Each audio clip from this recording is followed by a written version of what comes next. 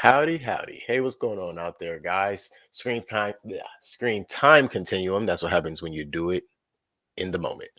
Screen time continuum, right back here with you. Welcome to Wednesday. How are you guys doing out there? Hope you're doing well. We're here with episode 2 of the Moon Knight series. Hopefully, you guys have been keeping up with that. Even before we do introductions, I'm going to say right here, right now, this is a spoiler warning because this episode literally was released less than 24 hours ago. And if you haven't seen it, we're not holding back. We're going to give you everything that we saw, all of our theories. And if you're not the kind of person that can listen to that and then go and still enjoy the show, go and watch the show first. And then come right back here. We'll be here for you with all of our opinions and thoughts and ha ha ha ha ha. But for those who have already seen it, those who are interested in what we have to say, welcome to the Screen Time Continuum. It's a wonderful Wednesday, and I am here as always with Nick. What's going on, Nick? How you doing? Happy Wednesday, man. I'm good. How are you? Oh man, I am ecstatic. So, is that the word that Mike Tyson used? I'm ecstatic. Yep, ecstatic. I wanted to say elated, but I was like, no, I want to use the one Mike Tyson used. That sounds good. Yeah. Mike Tyson.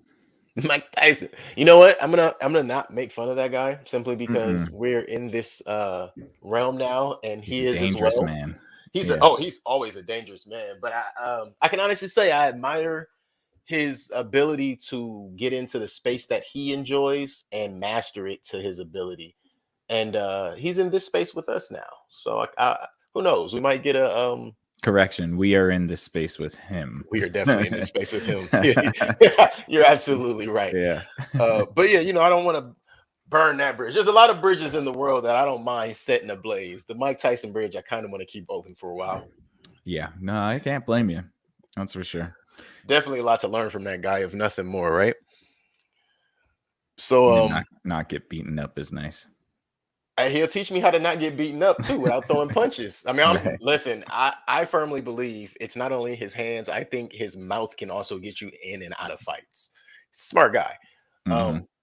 But if he also teach me how to throw a kidney shot, I'll take that too. So we're here for you guys again with episode 2 of the Moon Knight series. And episode 2 is entitled Summon the Suits. And I have to say, before we dive in or even give first impressions, the title of this episode made me think of Where is my super suit?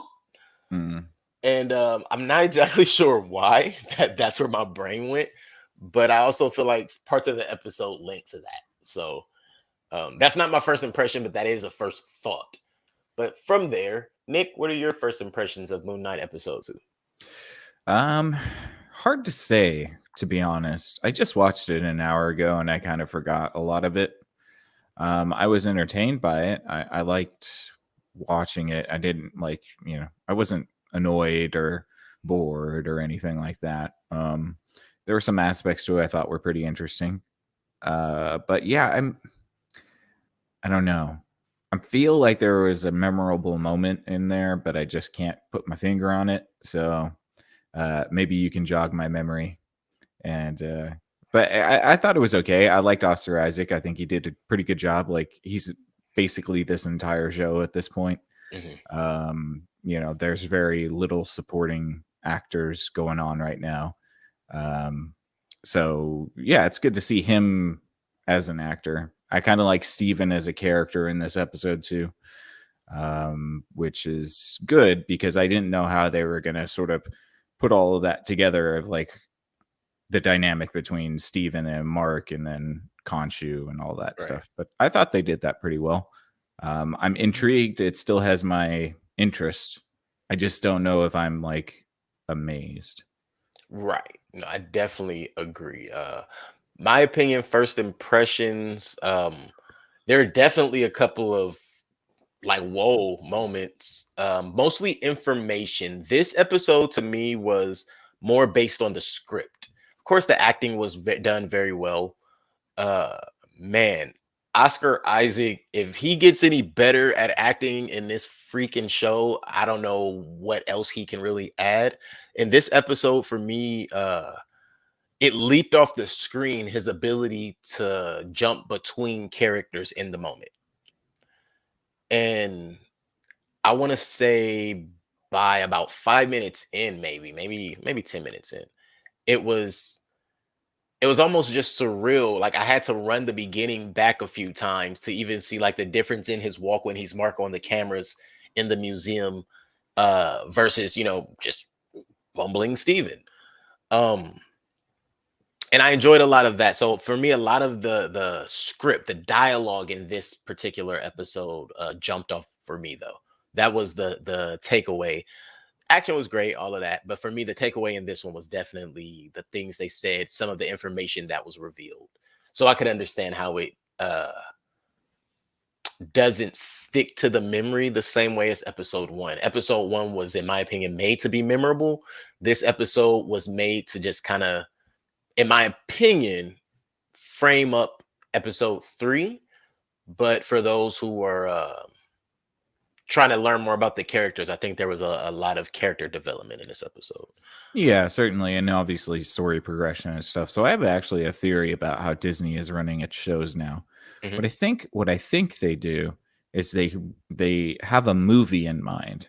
And then episode 1 is like the first half of the movie, and then the final episode is the last half of the movie, and then they just make 4 episodes in between. I promise you, we have said that in so many different ways on this show.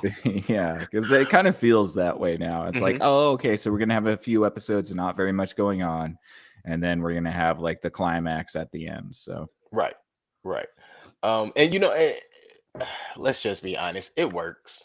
It's not a bad template. it kind of But works, kind of. but we have alluded to how long will it stand? Mhm. I don't think it's as evident in this one, but we're only on episode 2. If it keeps this pace, then yeah, it's definitely gonna fall into the Falcon Winter Soldier category. Yeah, it Um, also it's missing. We're missing the bad guy still. that's what I mean when I say if we keep this pace, Yeah. because this particular episode, and I'll say at the top, made Arthur the ultimate anti-hero Mhm. versus making him a villain. You can't be who he is and what he is and be a villain. You're not a villain now. I think You have it's another one of those Captain or the Falcon and Winter Soldier things where you have an anti-villain instead of an anti-hero. An anti-hero. Yeah, I get it. anti-hero is somebody who does something bad but is still a hero, but an anti-villain is somebody who who's a villain but has understandability. You're right. So right. it's like, I think that's what and we were talking about this in the last episode. Disney can't have their villains be too villainous. There always needs to be like a little bit of a something to them, even though they flat out talked about baby killing in this episode. Man, like I did it. kind of I bizarre. appreciated. I appreciated Steven's moment of, are we? You guys are all down with that? Yeah, The baby, that was a good the one. baby killing is kind of where I draw the line. Like, Right. like you actually almost had me there, buddy. But the baby killing, Yeah. no. But I think it would be just refreshing to have a certain like a mustache twirling villain again, one that like really chews the scenery and the scenes and just like Sony has that for you, Sonic the Hedgehog too. That's true. That's true.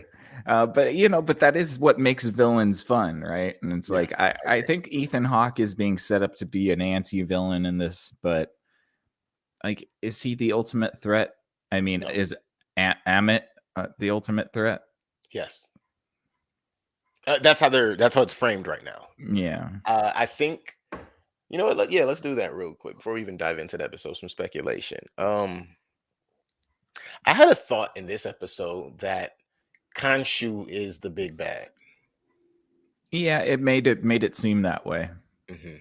Yeah. But that just really made me think that all the gods, the supreme deities, kind of all come off that way when they're trying to take control of anything. Yeah, there would be Because no they're- need for him to have like any sort of niceness to mortals. Exactly. Yeah. So and that's where Amit would have to be the supreme evil, and this, as far as deities are concerned.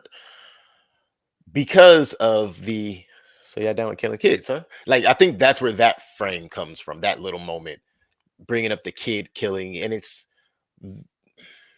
a lack of discretion, right?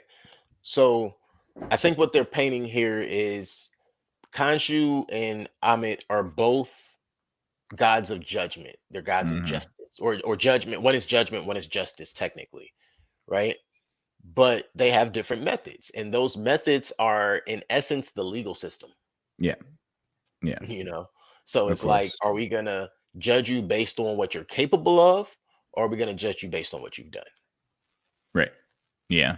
Yeah. No, I know they're laying on the heavy sort of like I don't even know what that philosophy would be, like the utilitarian philosophy of like if you know somebody's going to murder somebody, Yeah, yeah.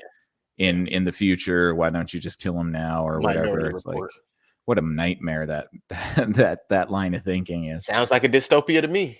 It is. It definitely is. But yeah, I guess like so if that's going to be the case, then Amit is kind of the ultimate bad guy. But Mhm. I'm kind of tired of like, The morally upstanding bad guy. yeah, not just the morally upstanding bad guy, but like just sort of like the bad guy that I don't know. Like, can you name a bad guy in Marvel that's been any good since Thanos? Was Thanos a bad guy? I mean, not really. That's another thing. They did that too, where it's like, oh, it's the I know moral we've had gray that area. discussion off air. I don't think Right. we've had it on air. I know we've had that one off air. Right, the moral gray. Wow, let's take a minute to think about that. Mandarin, Iron Man 2. Um, What? That's three, I think. okay, I Iron Man mean, 3. But Ben what was Kingsley's that? character. Yeah, exactly. Would that even be considered was that wasn't Marvel yet, was it? It was, I think, by three. Yeah, I I mean, it think was yeah, always I think Marvel, but I just don't you're know if it right. was like, yeah, Disney. Disney is what I yeah, meant. Was it Disney? probably not. Let's Probably think. No, before Disney. Abomination doesn't count in the Hulk because that wasn't Disney. Mm-mm. I mean, like, I Dang, and can't. even after that, the Hulk doesn't even. Whoa, Like, there's no villains. shoot! I mean, they even turned what's Natasha Romanoff's dad's name? I forget his the Russian soldier. Hmm. They even turned him into a good guy, Yeah, and he was like worse than the Red Skull. right. I just I don't get it. Like, we need to have somebody who's going to be the bad guy incarnate, Dang, and it's yeah. like, Magneto's a good guy, even though Disney hasn't really touched the X-Men franchise, but he's not I a bad know. guy. Or he's more of the anti-villain, so to Yeah, speak. anti-villain for sure. But yeah, but that's like so that's kind of what I feel like this is missing right now. And if it's gonna be like if it's gonna be just some goddess, some crocodile goddess that's the villain, I'm like, what are you gonna have to do? Shoot up, have she's gonna shoot a giant beam of light into the sky, and then you're gonna have to like, stab her mummy or whatever. Like, No, I don't somebody's know. gonna have to go into that crocodile face, that crocodile mouth, and remove some tooth, because There you go. crocodiles is angry because they got all them teeth. That's right. Mama was wrong. No, Colonel Sanders, Mama was right. Um, but no, I do understand from that aspect. They don't have any. Yeah, you're right. There's no real villainscape. I'll say that. There's no villainscape. Although we There. did get that Mandarin nod in this episode I missed it. when what's his name? Arthur? Mhm. When Arthur meets Steven and they're going into the compound and he starts talking Chinese and Oh, they're when I talking was in speaking in Chinese Mandarin, you're and he's right. like, well, no, but he says, Steven says, are you know Chinese? And he said Mandarin actually. And then but it was very strange because that scene didn't need to be there. Like Mhm. there was no need for that scene to be there It's like except for a contract was recently signed or something, and they had to plug right. it. Well, except for just that mention of the Mandarin. So And you know what's funny is with you bringing that up, that's an issue I did have. Is I'm so tired at this point in 2022. I'm tired of you're gonna put a different language into a show. That part I'm not tired of, but you're not gonna give us subtitles oh that man. explain what they're saying. You're gonna just give me a subtitle that tells me what language it is. I can freaking figure out the language for myself. Tell me what they're saying. Right. put me in on let me in on the inside joke. And that's the part that irritates me. That's why I want to know. It's because it's always like some language that's not the language. Like you speak in Spanish, they give you subtitles. You speak in but they don't do that anymore, dude. They're cutting back on that. They just refuse to. And I get it. It's a cost, but geez. No, it's not the cost, man. It's the social implications of having your language translated into English. And it means that, you should just know these languages. And, if you can't learn a couple words, then you're just not going to get it. Sorry. And because English is such a backwards, messed up language, they don't want to get the translations wrong. So they leave. Oh, wow. It's not just that. They don't want to garbage. By translating it into English, you're saying that the language in some way is not as good as English. Man, so you can't do that. We don't even. So for those out there who think that that's a thing, let me tell you about the American linguistics system. You can go and learn whatever language you want to. Good luck on your instructor actually speaking that language fluently in high school.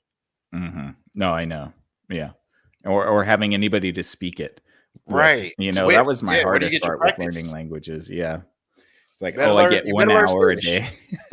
right. You better learn Spanish. This is the only thing you can really practice. You might know somebody that speaks Farsi, but get them to speak it outside of their house. I've been trying to learn Farsi for the past 6 years. Get them to speak it outside of their house. It's not going to happen. Oh, Persians won't speak Farsi to me because they think I'm making fun of them. Mm-hmm. and I've learned a long time ago that when you're trying to get your practice in with any language, most people think you're making fun of them, and you have to sit them down, explain the whole situation, and now they feel like, what am I? Why would I be the person you do that with? And it's like, like, all right, fine, never mind. I guess I'll just speak this good old English that y'all keep making fun of. Right. It's so true. That does bother me. Like, we do need some subtitles for languages that people don't know, especially if it's Mandarin. I mean, there's another reason they probably did that too, but I'm just going to leave that one alone. I just put that together too, because even thinking of Steven's misspeak when he's questioning what the language is instead of questioning the language, he makes an assumption, and I caught that. Right. So let's breeze through some of the topical things here. So at the beginning, we see Steven go and he gets back. Well, first he wakes up thinking everything was a dream. I thought that was amazing, but I liked that scene where he goes to look into the mirror, and he's like, "Hello, are you there? Hello." Of course you're not there, and it's like, no, he's asleep. Like, he's asleep, sir. Like, put 2 and 2 together. He's still a personality inside you, and when you're asleep, you have no clue he exists. So later, when Mark brings up there's always been a wall between them and now something's changed, I'm assuming that wall is Steven trying to overcome his sleep deprivation. And because of that, he has to become stronger-willed, and becoming stronger-willed, you're gonna learn some more about yourself real quick. So that was one thing I thought was really interesting, the notion of Mark being asleep at the beginning of the show. But then that whole security footage scene, man, I did not expect it to be like that, but it makes sense, because how would a camera pick up the spiritual world? It's also a really convenient way to not pay for the CGI. That's what I noticed. They are trying to keep the jackals as minimal as possible. Yeah, because they don't look so good. The suit looks great.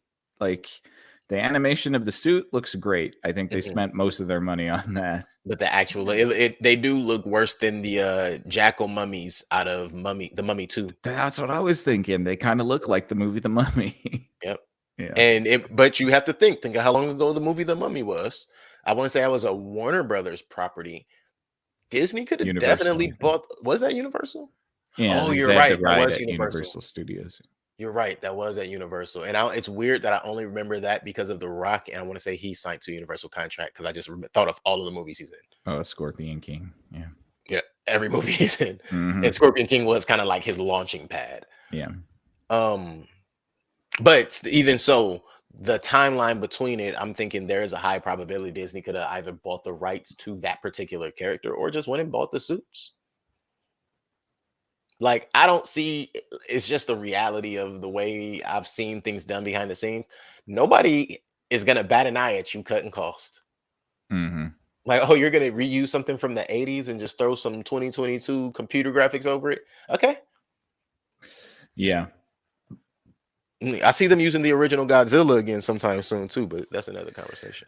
Yeah, I'm a little bit surprised that they even went the CGI way, because I feel like you could make some decent effort at practical effects with that jackal. I mean, like that would be kind of cool if this was supposed to be, because I get the idea that this is like more of a thriller show than, Mhm. I don't know, like it kind of feels that way anyways. It would have been kind of cool to have it like Werewolf in London, where you Ooh. have like those practical effects and sort of camera tricks and things like that. That would have been kind of sweet. Werewolf in London was beautifully shot. That's a great Yeah. reference. I mean, like, so you don't have to do it with CGI. There's plenty of ways to do it. Now, maybe it might look hokey, but I mean, look, the dinosaurs in Jurassic Park still look amazing, and they're all just animatronics. And how about I say, and the backstory behind how you get those, and if you didn't get those, that movie was not going to be shot. Hmm. Man, just this is a beautiful thing here, man. Right.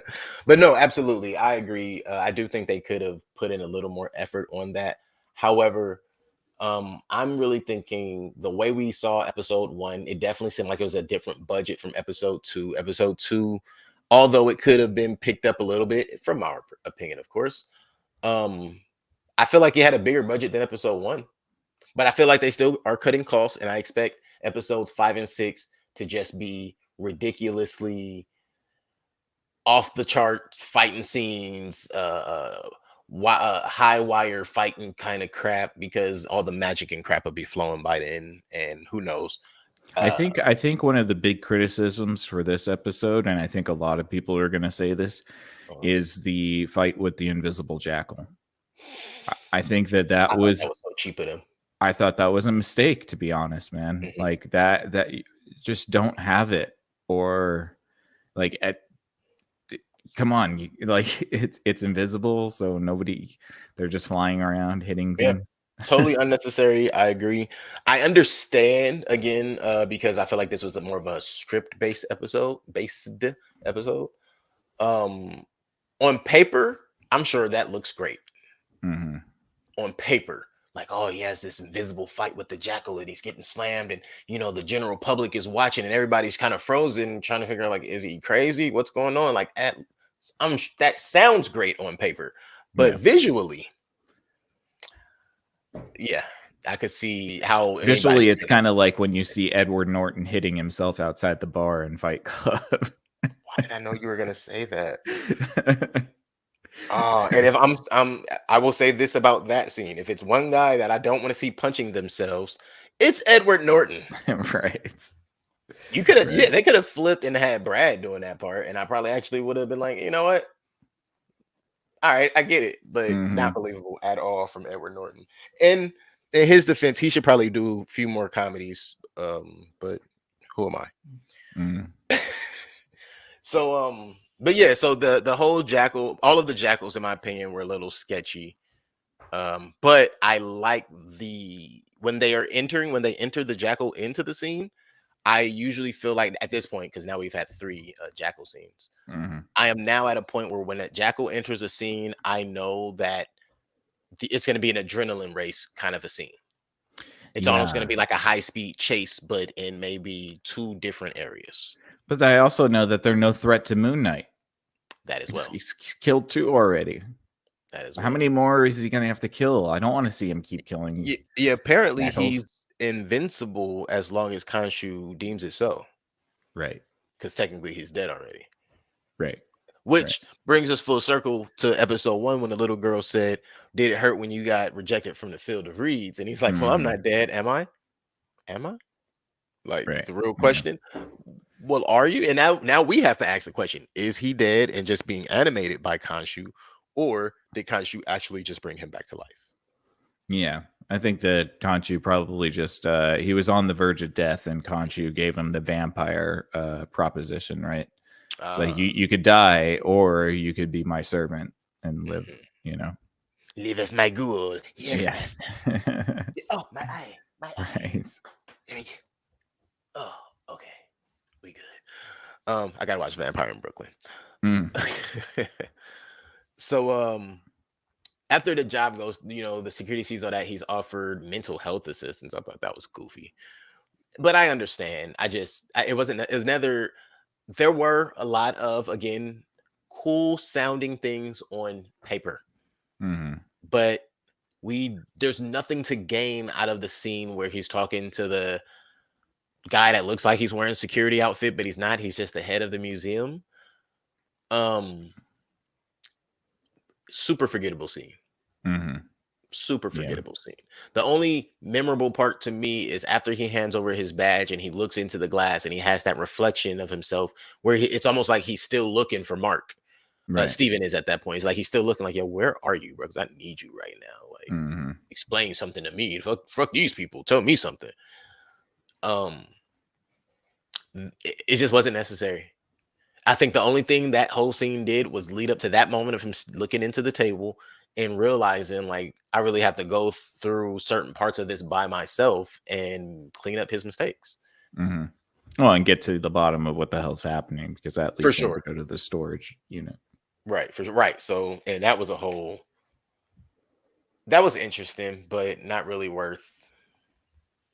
It's basically what we saw in that trailer that we covered, you know. That's why it wasn't worth covering, or it wasn't really worth anything to me, because we've seen literally that entire scene. I do Mhm. like how in the trailer it looks like he's smiling and we know he's a mercenary already, even in the trailer. So we think like, oh, he committed a robbery and he's trying to escape. And it's like, no, he's actually fearful. And what we saw was a misinterpretation. Right. Well, and it makes me a little bit wonder a little bit too, which I'm sure we'll get the answer to at some point. But it seems like Mark is the original person, Yes. and Steven is just some created entity.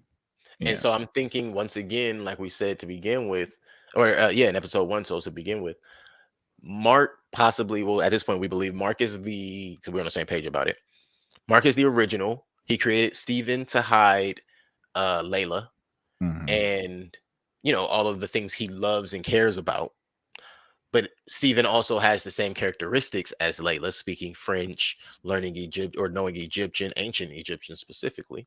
She Mhm. also is a mercenary. We also find out Layla's his wife. Well, Steven can't keep a goldfish alive, so there's no way he has any relationships or long-term friends like that. He also Right. doesn't even know where the hell his mother is, Yeah, that's true. you know. Yeah. Whereas Layla is a whole wife who's like, yo, where you been? It's been months. Mhm. And finding out, again, she's a mercenary, so she's been doing all the same stuff. She knows about the suit. She knows everything. She probably doesn't know about Khonshu, but she knows about the suit. Mhm. And the reason he would have to protect her from Khonshu is Khonshu wants her to be his next avatar, which is Right. like, oh shit. Then it's like, wait, how badass is she? Mhm. you know. And then so that other, and I'm not even sure at this point if we're gonna really get that third character, or if it's gonna be if we're gonna just be those two and Khonshu. I think that's probably what it's going to be. Right. But we do need a new character introduced into this, Right. because That is outside of the I guess we can call it a trinity now. Layla, Mark slash Steven slash Khonshu, and Arthur. yeah, like there needs Will to we will be. we include Layla in that? Will we? Yeah, Layla. I mean, she's going to be a part of the story. You know that. Clearly. Like, Yeah. yeah, they're not going to not have her be a part of the story. You're not gonna introduce this strong woman and disappear her in one episode. Right. Exactly. So, yeah, but I still feel like they need another person. I don't You know know. who I think it is? Because I Hmm. figured, oh, and I found out the statue's name. Yeah, that's right. Give me a few days, I'll find a lot of stuff. So the statue is believed to be a reference to Crowley, and Crowley was his sidekick.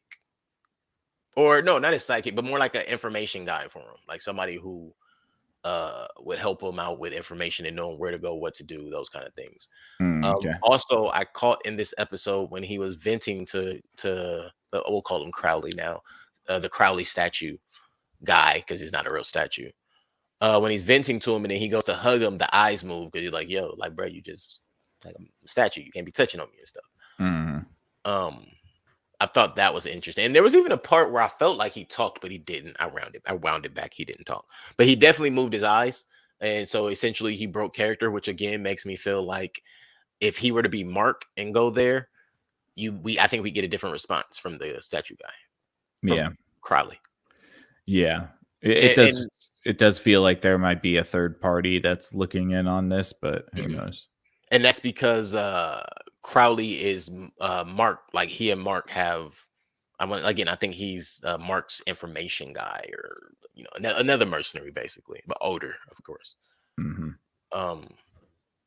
And I am also waiting for the other shoe to drop, or the other foot to drop. I can't remember how they say that, but I'm waiting for the other end of him being an agent. Who do you work with? Are you working with the government? Are you working with another Right. group of mystics or whatever? It's just it's a vague. We're just an agent, mercenary. Well, I mean, he's not even working for the government really, because he's a mercenary, quote unquote. So, like, I guess you would think of like a private contractor. He's starting to strike me as an Egyptian Constantine. He seems like he's more like a corporate Tomb Raider. Ooh, okay, Like yeah. he's because I'm sorry. As of now, he seems like an Egyptian Constantine. But before that, yes, I would definitely say that. Yeah, because he has that record of shooting people in Egypt Executing and whatever. them and all that. Yeah. Definitely a Tomb Raider, because even Layla speaks of their journeys and their adventures together. You don't remember anything about me, and I'm sorry, that just seems so like, dang, dog, you just gonna leave me out here like that? Leave me in the cold? I know she didn't, she didn't come at it like that, but it was really like, so you don't remember nothing? And from his wife at that point, that is wow. I was gonna say that was harrowing, but speaking of harrowing, so yeah, after we get through all of that, Mark was picked up by clearly. How did he not catch that they were followers of Khonshu? I don't care if they're cops. How did he? I mean, not Khonshu, excuse me. Of Amit. How did he not figure that? I guess he just thought the badge because of the bathroom at the museum. Right. Yeah. He was in trouble and they were pressing charges against him or something. I pooped in. I messed up the loo. Bro, nobody cares about that bathroom, G. Nobody cares at all. And that's another thing. Who's covering that up? Where they're like, oh, it was a pipe burst. Bruh. Now I do understand. Yeah, maybe the disaster cleanup division. They need to come out with that show.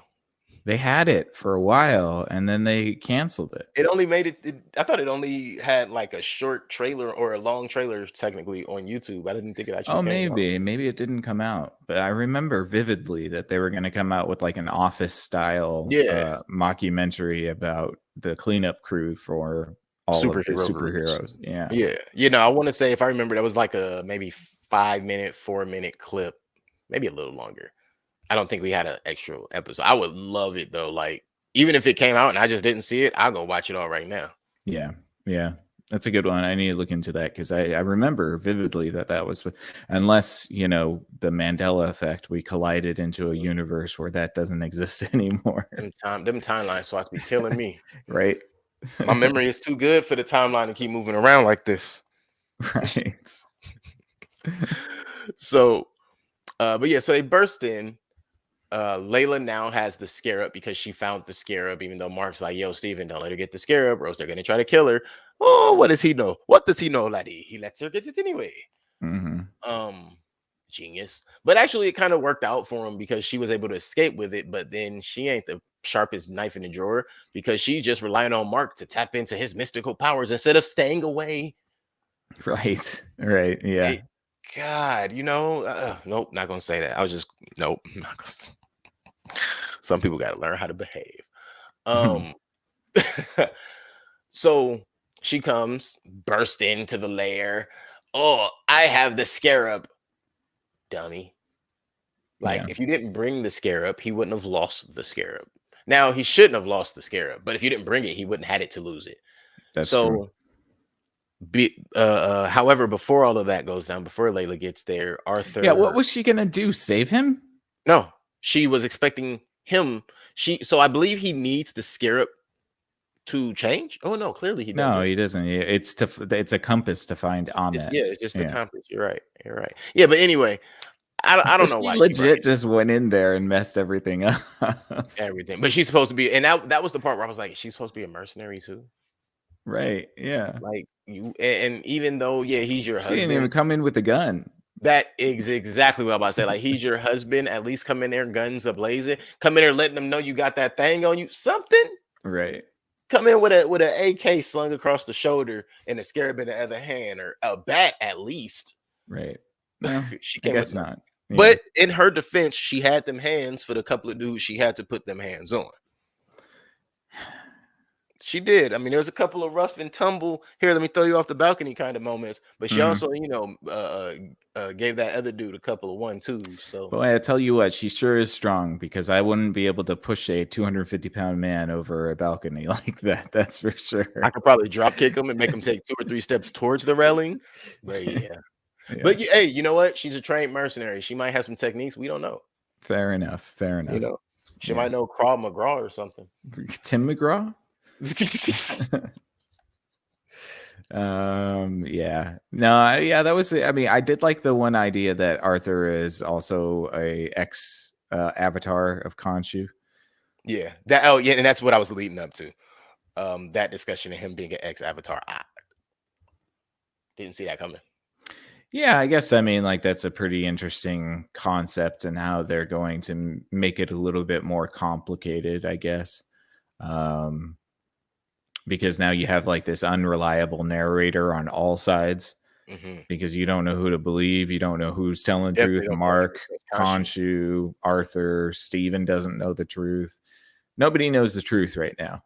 Everybody in this show has no idea what's going on. But you know what picture it kind of painted for me? What if there's a line of succession for the avatars? And you might be Khonshu's avatar for now, but then you'll get to a certain level, or you'll get so far that Khonshu no longer has use for you. But because you were a strong enough vessel for Khonshu, you're a strong enough vessel for Amit. And then once Amit's done with you, because you were strong enough strong enough vessel for Amit, you may be a strong enough vessel for next god on the tier. You get what I'm saying? Yeah, I mean, I guess they could do that. Kind of like the Emily Rose situation. All the demons can jump in. Yeah. I mean, like, I don't know. I guess that they could probably bring in some more of the gods through avatars, but I don't think they're going to. I think they're really just keeping it to Jackal werewolves and Ethan Hawke. And Ethan Hawke. Like, you don't think we're gonna see the crocodile lady for real? Dude, what do you think that she would look like? A giant crocodile? Like, does she have like a half crocodile, half woman body? Like, what's going on here? Yeah, actually. Does she look like an Argonian from Skyrim? Or like Killer Croc? Like, less like Killer Croc, probably in between those two, actually. I would assume. I mean, I wouldn't know. See, and this is where I'm a little bit concerned, because that seems like it would be a lot of CGI. And if the jackals don't look that good, I don't know what a crocodile woman is going to look like. I know they'll just use the same makeup and texturing that they did for Queen of the Damned in Aaliyah, or for Aaliyah in Queen of the Damned, excuse me. Well, that was Sekhmet. That's different. Exactly.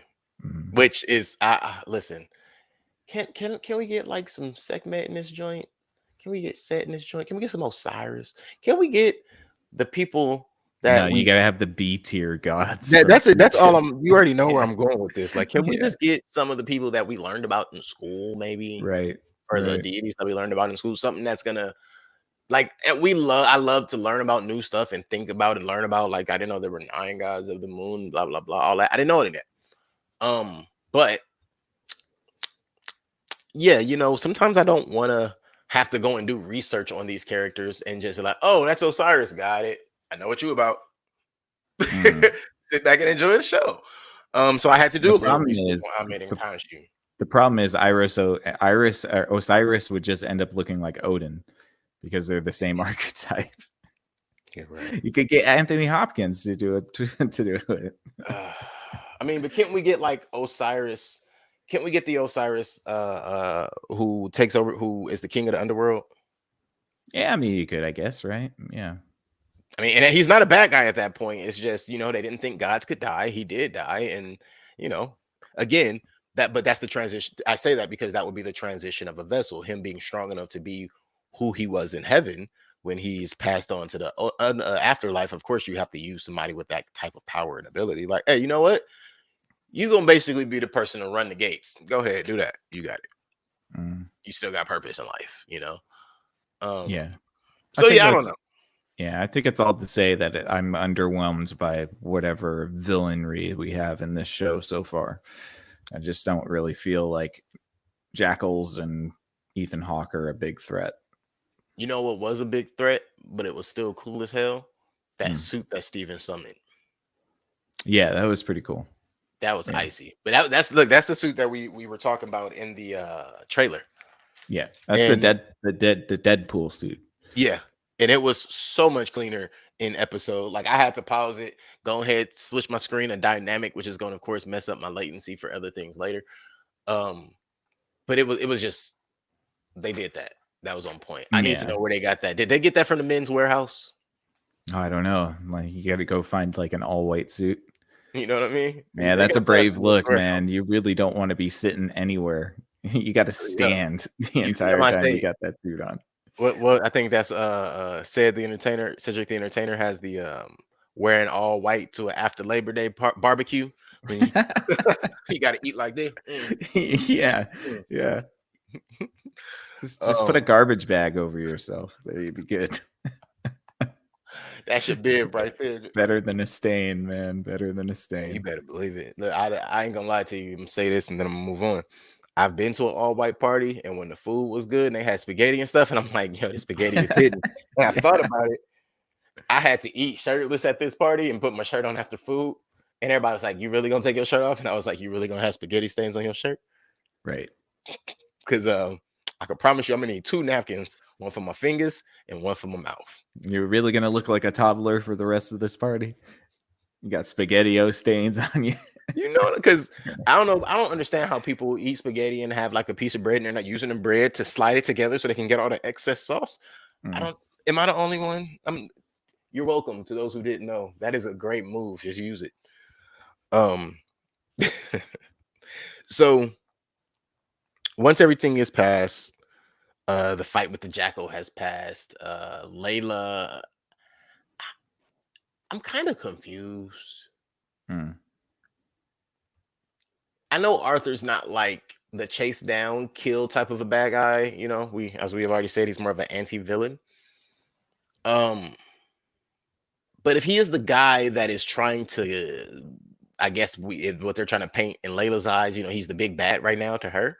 I wouldn't sit and watch him hold the scarab and kill this guy and then wait till he looks at me to pull off. Yeah, and so now he could just touch people and kill them? I think he always could. Okay.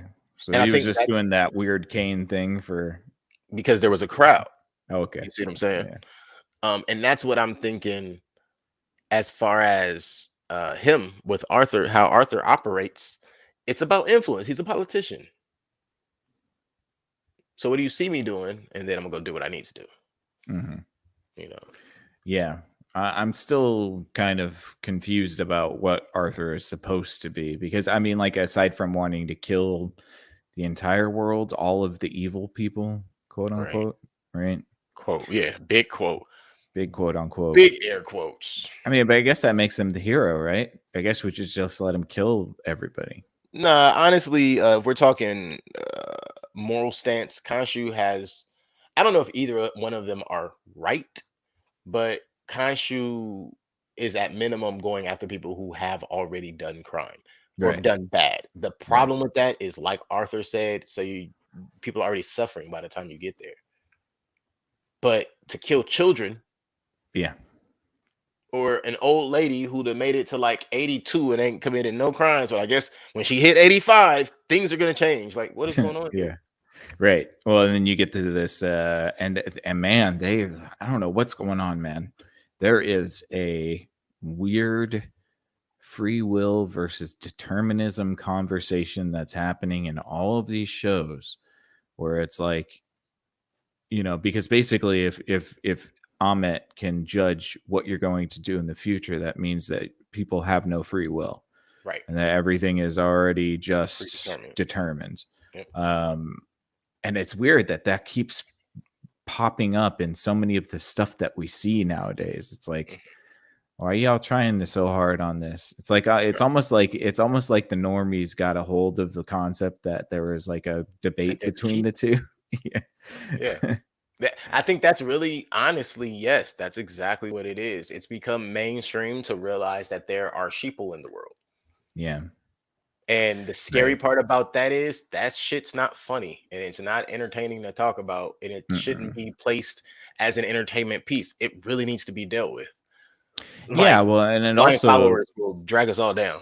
Right. Well, and it also, if you regard people in that manner, then it is easy to justify things like Arthur is saying. Because if they are determined, it's determined they're always just going to be terrible people, they have no room for change, then why even have people on the earth anymore?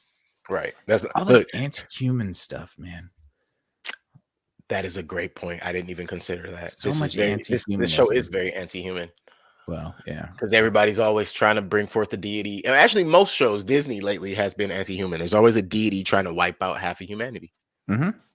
Yeah. And again, Thanos doesn't fit into that because Thanos wasn't trying to wipe out just humanity. He was trying to wipe out half of existence throughout existence.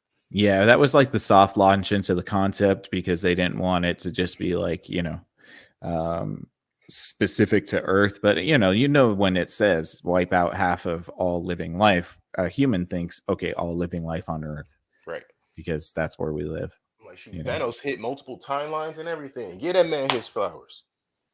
Yeah, did he snap across timelines? Yes. Oh boy.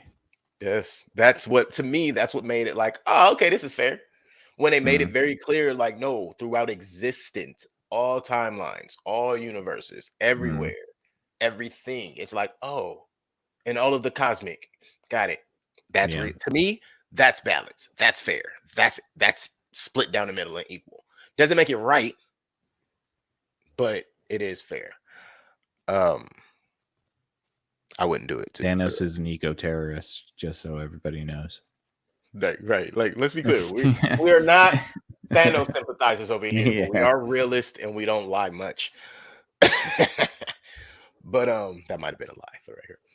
But so yeah, what I enjoyed about the end of this episode as we get there, after the killing of the Jackal Wolf were-lion, Mark powers down immediately, which showed to me a sense of maturity and respect for the power that he was bestowed. Why utilize it beyond the time and what I need it for? But then you see Steven and him having he and Steven having a discussion. Steven first realizing what Mark goes through, and he's basically trying to taunting him through the entire episode, taunting him in the mirror.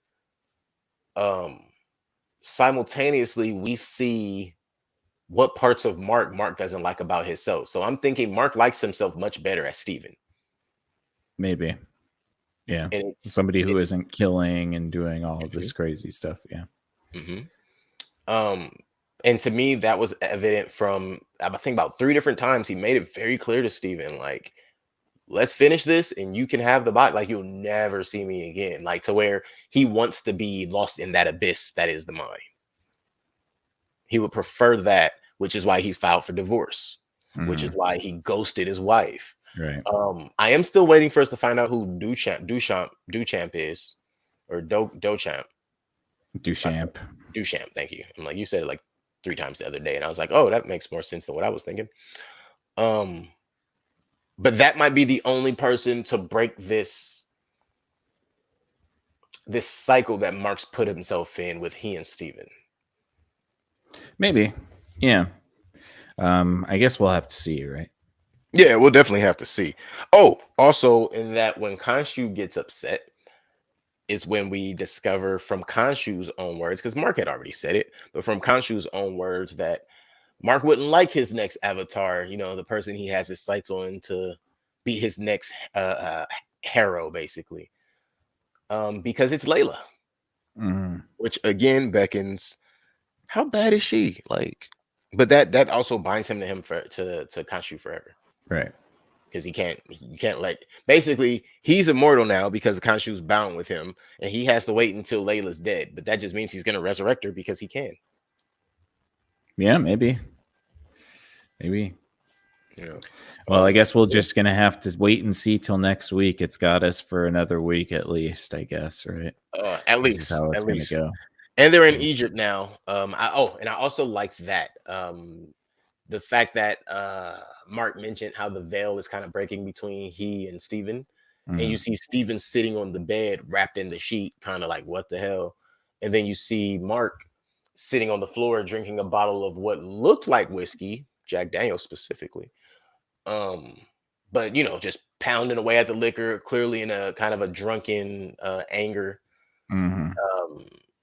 Then he flies open the curtains, and we see that he is in Egypt and looking at the pyramids, which means, in my opinion, he probably has a head start on Arthur getting to the tomb, but not knowing exactly where it is. Like, the reality to me is Khonshu has an idea of where it is because he was, I'm sure, a part of the burial, but I don't believe he was exiled. What I started thinking was he is there to protect the tomb of Ammit to not be opened.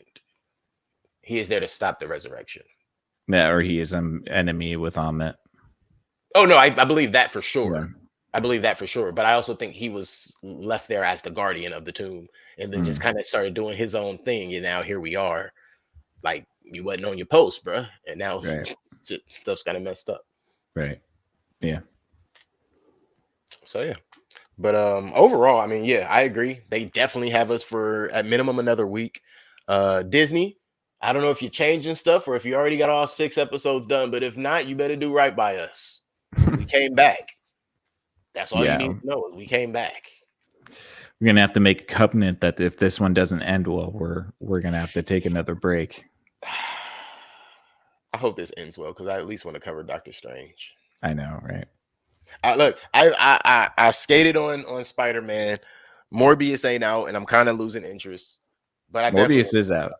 Is it? I thought it didn't come out till May.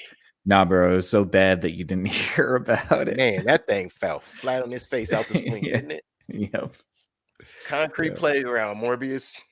Concrete Playground. Jesus Christ. I really didn't know it was out.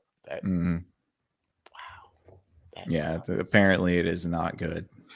Barely. I don't know anybody who's seen it. Right. Whoa. And I was actually following it, and I didn't even realize it was out. Man, that's spooky. But overall, great episode for me. I'm definitely down for episode 3. That's all I got. How about you, Nick? Anything else? Any last minute takeaways? Nah, that's it. I'm still interested. I hope that it picks up a little bit in the 3rd episode. I'm weary, but we'll see. I mean, and Khonshu was much less spooky in this episode. I like the glances of Khonshu that made you like, ooh, shit, sinister. Much more, for sure. Nah, this episode is like, he's just a tantrum throwing kid. He's just Venom. I almost started singing the Eminem song. Well, with that being said, we appreciate you guys for tuning in to the Screen Time Continuum. As usual, we are here for you on Wednesdays and Sundays at 8:30 p.m., bringing you the juice, the information, the opinion, and a little bit of knowledge on what we've picked up over the time. But we're not experts. We don't have any credentials in this. The only thing we have credentials in is giving you our honest and ungilded opinion and hoping that it suffices for what you're looking for. If you enjoy what we do here at the Screen Time Continuum, be sure to head over to the XO Fathom. They shoot on Monday. Nick's over there, Mike's over there, Ayla's over there. And I want to make sure I'm right. You guys are still on at 8:30 on Mondays, correct? Yeah. Mm-hmm. Yes, indeed. 8:30 on Mondays. Definitely check out the XO Fathom. On Tuesdays, check me out over on If Numbers Could Talk. I'm going to be over there just giving you numbers and stuff. Nothing really special. What am I talking about? Depends on what you're interested in, but definitely a wide range of material there for you. Head on over to the Twitch channels and find Strawberries in Coffee. Strawberries and Coffee is Dejan show. He goes on Tuesdays and Thursdays around 10:30 p.m. But it'll also go impromptu, so make sure you hit that notification so you can get those.